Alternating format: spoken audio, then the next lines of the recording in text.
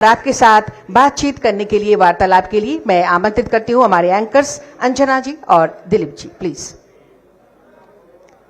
तालियों के साथ हम स्वागत और अभिनंदन करें माननीय विधायक सिंधरी श्री चंद्रदेव महतो जी। तालियों के साथ बहुत बहुत स्वागत, अभिनंदन इस मंच पर।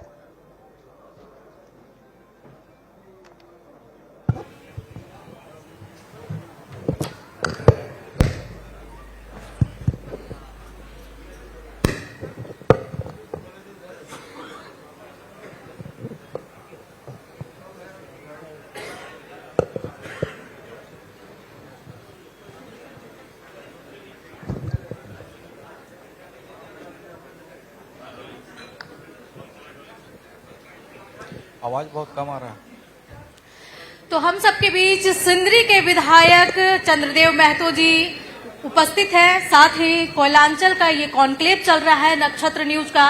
तो सबसे पहले जोरदार तालियों के साथ विधायक जी का आप लोग स्वागत करें, इनका हौसला बढ़ाएं, क्योंकि फर्स्ट टाइम के ये विधायक है और नक्षत्र के कॉन्क्लेव में आए हैं। सर बहुत बहुत स्वागत है आपका नक्षत्र का कोयलांचल कॉन्क्लेव में। कैसा लग रहा है आपको? सबसे पहले ये बताइए कि आप पहले टाइम के एमएलए बने हैं, फर्स्ट टाइम आपको, जैसा कि बताया जाता है कि आपके पिता इससे पहले सिंदरी विधानसभा सीट से विधायक रह चुके हैं और आप पहली बार 4 बार पिताजी विधायक रहे, इस बार आपको मौका मिला, तो विरासत को संभाल रहे हैं या जनता के बीच जनता के लिए है? नहीं, विरासत इसको हम नहीं मानेंगे, इस महीने में नहीं मानेंगे। पिताजी 2000 में उनका अंतिम कार्यकाल था, उसके बाद लगभग 25 साल बाद चुने गए हैं और इस 25 साल के दरमियान में वो ऐसा राजनीतिक ये में हम रहे नहीं, अब मैं सरकारी सेवा में रहे, बीच बीच में कभी समाज के लिए समय निकाल लेते थे। तो इसे विरासत नहीं कहेंगे, लेकिन जो बचपन से जो मिला पारिवारिक से, चाहे संगठन के तरफ से लोगों का आना जाना, उनसे जो ये मिला, उसको आगे बढ़ाने के एक जिम्मेवारी के रूप में इसको मानते हैं। बताया जाता है कि आप एक शिक्षक रहे हैं और शिक्षक के तौर पे जाहिर सा बात है कुछ टीचर्स ऐसे होते हैं जो बहुत स्ट्रिक्ट होते हैं, जो बच्चों को पूरा संभाल के रखते हैं, और शिक्षक के बाद से पॉलिटिक्स में आना कैसा ये लग रहा, अनुभव कैसा लग रहा है कि एक शिक्षक और अब एमएलए बने हैं, कैसे लोगों को हैंडल जो करते हैं? शिक्षा आप स्कूल में देते थे बच्चों को, तो राजनीति में किस तरह की शिक्षा उनके बीच डालेंगे कि आगे का पौध तैयार हो, देश के बारे में सोचे, विकास के बारे में सोचे? राजनीतिक परिवेश को आप अच्छे से जान रहे, क्योंकि आप एक जनप्रतिनिधि चुने गए हैं। शिक्षक का जो कार्यकाल रहा, निश्चित रूप से स्टिक के साथ साथ अभी का जो शिक्षण पद्धति है, जो शिक्षण विधि है, उसमें स्ट्रिक्ट नहीं बल्कि उस विद्यार्थी के साथ उससे मिल करके उनका जो सोचने का स्तर है, उस स्तर पर जा करके उनको समझाने का एक प्रयास, वैसा ही कुछ अभी राजनीति में भी देख रहे हैं। जहाँ समस्या है, समस्या का यदि समाधान करना है तो समस्या के बीच जाना होगा, उनकी गहराई में उतरना होगा, उसका जड़ खोजना होगा।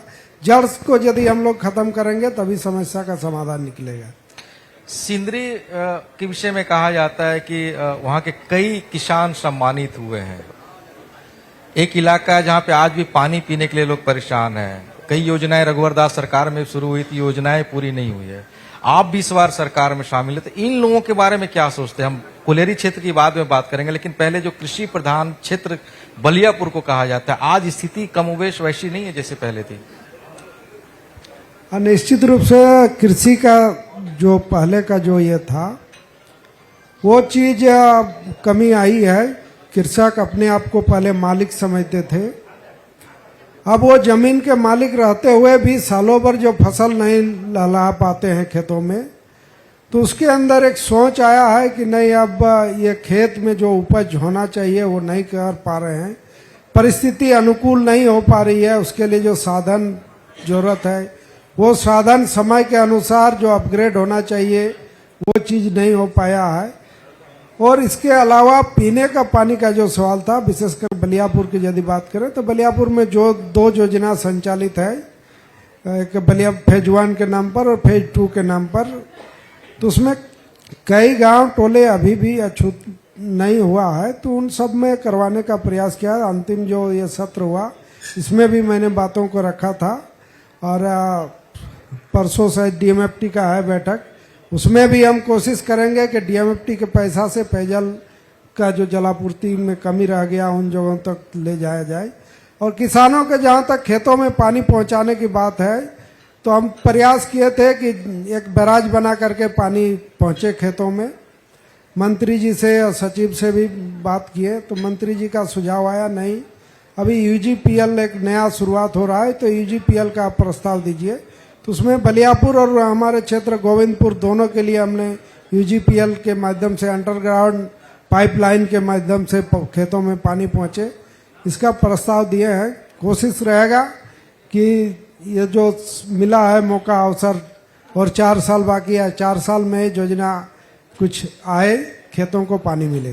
कुछ चंद्रदेव जी, ये एक बड़ा गंभीर सवाल होगा आपके लिए कि रोजगार की बहुत बड़ी समस्या है। पहले एफसीआई फैक्ट्री हुआ करती थी, वो बंद हो गई, उसकी जगह पे हर्ल फैक्ट्री आई। लोगों को उम्मीद जगा कि वहाँ 75% जो स्थानीयता नीति लागू होती है उसके तहत जो वहाँ के रैयत है, मूलवासी है, उनको नौकरी मिलेगी। लेकिन आज भी देखा जाता है कि सिंदरी के जो युवा हैं दूर दूर मजदूरी करने जाते हैं। कभी नो डाउट कि कभी वो पॉलिटिशियन के आगे पीछे करते कि हमारे लिए रोजगार दे दो, या फिर कुछ ऐसे बिचौलिए होते हैं जो पैसा लेकर भी गार्ड की नौकरी लगाएंगे या कुछ की नौकरी लगाएंगे। तो एज ए विधायक 75% जो स्थानीयता नीति है उसके तहत हर्ल में जो बच्चों को रोजगार नहीं मिल रहा है, नौकरी नहीं मिल रही है, उसके लिए आप क्या कर रहे हैं? ये सरकार का जो आया था नियम, वो नियम हाईकोर्ट के आदेश पर अभी स्थगित है। लेकिन इसके अलावा स्थानीय स्तर पर यह नियम आने से पहले ही हम लोग आंदोलन करके एक हर्ल HURL जो है उसके साथ एक समझौता किए थे, जिसमें 70% पर हम लोग की सहमति बनी थी। बाद में सरकार का 75% आया। लेकिन अभी यदि स्थिति देखें तो प्रबंधन नहीं चाहती है कि स्थानीय लोगों को वहाँ रोजगार मिले, और उसके वो चीज यदि हम लोग दिलाने के लिए स्थानीय को रोजगार के बाद के लिए कोई आंदोलन करते हैं, तो एक पहले से जो दाग या धब्बा के रूप में लोग मरते रहे हैं, करते रहे हैं कि ये लोग कारखाना बंद कराने में माहिर हैं, तो उससे भी हम लोग को बचते हुए रोजगार दिलाना बहुत ही कठिन आता है। जब तक हम लोग प्रबंधन को बाध्य नहीं करें कि बाहर से मजदूर जो आ रहे हैं उन मजदूरों के बजाय यहाँ जो उसी स्किल के मजदूर हैं, वही काम करने वाले हैं, तो उनको आप मौका नहीं दे रहे हैं। इसके बाध्य करने के लिए आंदोलन में जाना जरूरी है। और हम समझते हैं कि 1 साल हो गया, अब आंदोलन करके ही किया जा सकता है। सदन के माध्यम से भी कई बार हमने कोशिश किए, लेकिन जमीनी स्तर पर वो हो नहीं पा रहा है। अब आंदोलन करके कोशिश करेंगे, सिर्फ हर्ल नहीं, जितने रोजगार के अवसर हैं, जितने उन अवसरों पर उस स्किल के लोगों को यहाँ नियोजित कराया जाए। विस्थापन की बात करें तो विस्थापन तो ऐसे देखा जाए तो झारखंड में भी बहुत ऐसी जगह हैं, धनबाद में भी है, खासकर सिंदरी की मैं बात कर रही हूँ कि एक टासरा प्रोजेक्ट सिंदरी में चलती है। वहाँ के जो रैयत है वहाँ पर विस्थापित लोगों को किया जा रहा है, लेकिन बिना कहीं बसाए उनको हटाया जा रहा है। एक शायद जवाहर नगर या डोंगगढ़ करके कोई क्षेत्र आता है, वहां पर के लोग जो 5000 की संख्या में है, आए दिन वो आंदोलन करते हैं। स्पेशली उधर से ये क्वेश्चन आया है कि हमारे विधायक से पूछिएगा कि उनको जो हटाया जा रहा है टासरा प्रोजेक्ट के तहत, उनको हटा करके कहाँ शिफ्ट किया जाएगा, ये इसकी जवाबदेही कौन देगा? ये विस्थापन के सवाल पर हम इतना कहना चाहेंगे कि सिंदरी ने विस्थापन का जो झेला है, 6600 एकड़ जमीन FCIL के लिए, उसमें लगभग 600 एकड़ BIT को दिया गया है, बाकी FCIL के पास ही है। DBC के लिए बलियापुर में भी जमीन गया है। पंचायत डैम का जब के लिए अधिग्रहण हुआ तो उसमें बलियापुर का भी जमीन है। गोविंदपुर में भी कुछ जमीन का अधिग्रहण हुआ है। इसके अलावा जो BCCL है उसमें भी बलियापुर अंचल का जमीन का अधिग्रहण हुआ है। तो विस्थापन को बहुत करीब से लोगों ने देखा, झेला है, उसका पुनर्वास काफ़ी समय समय पर मांग होते आया, वो नहीं हो पाया है। अभी जो सवाल आपने किए डोमगढ़ के संबंध में हम इतना कहना चाहेंगे कि एफसीआईएल को 6,600 एकड़ जो जमीन दिया गया, उद्योग लगाने के लिए किसानों ने दिया, रैयतों ने दिया। उस उद्योग से यहाँ के किसानों को उर्वरक मिलेगा, लोग खेती करेंगे और उपज बढ़ेगा। लेकिन वो जमीन को अभी एफसीआईएल बेचने का काम कर रही है। वो सेल को वो जमीन बेच रही है और किस्तों में बेच रही है।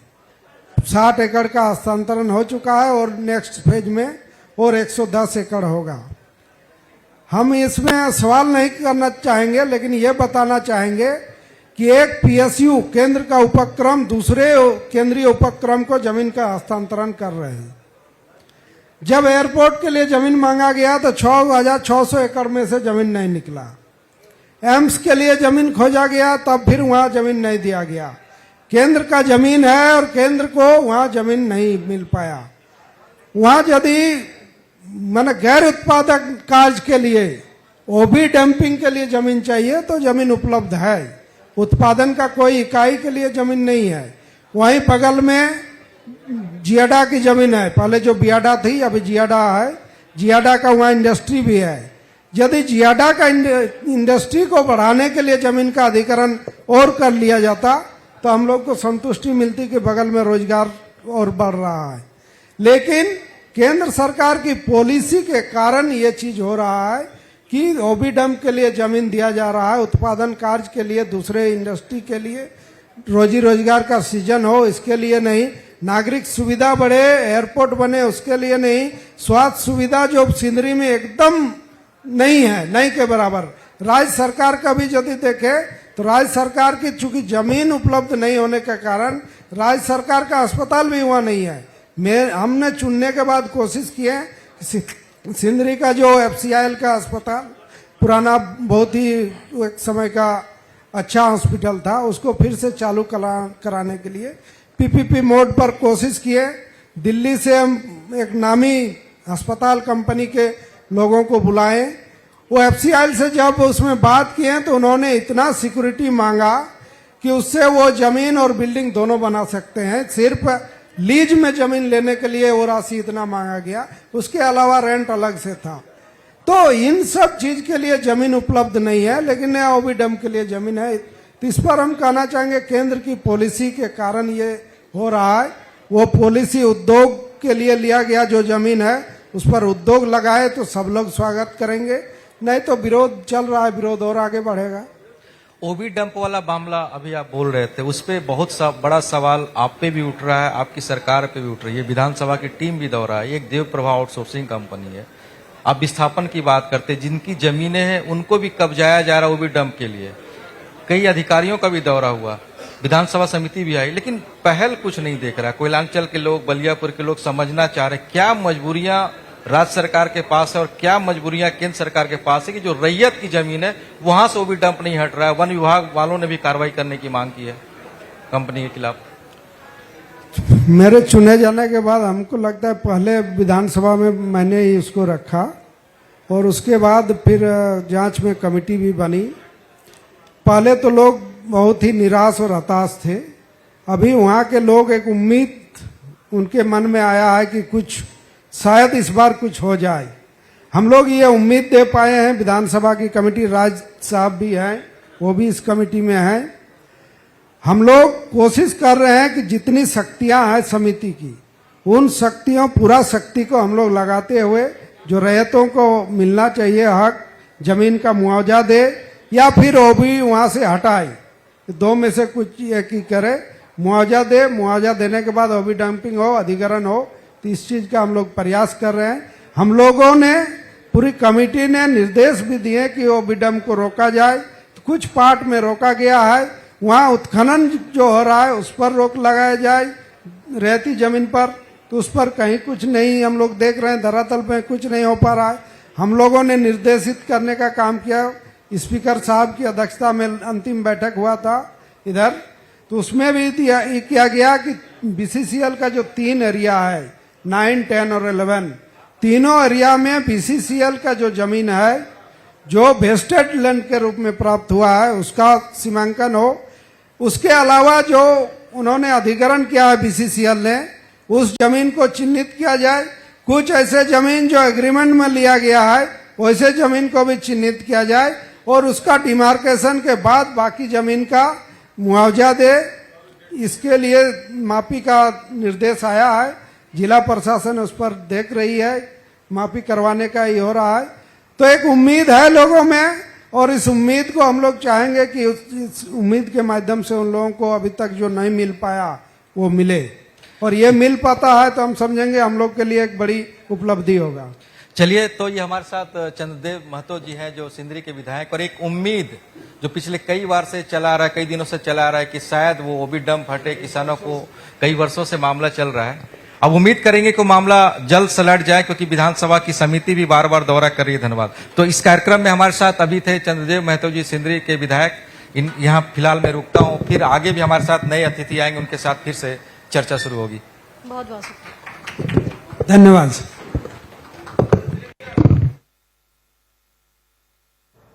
और अब स्मृति चिन्ह प्रदान करेंगे। मैं एमडी सर से पुनः आग्रह करती हूं और साथ ही मैम से, श्वेता मैम से।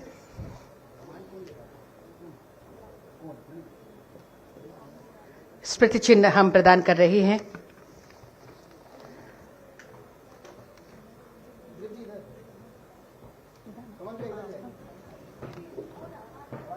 श्रीमती मेधा ओझा मैम और एमडी नक्षत्र न्यूज श्री राकेश ओझा जी। स्मृति चिन्ह और अंग वस्त्र, तालियां आपकी तरफ हो।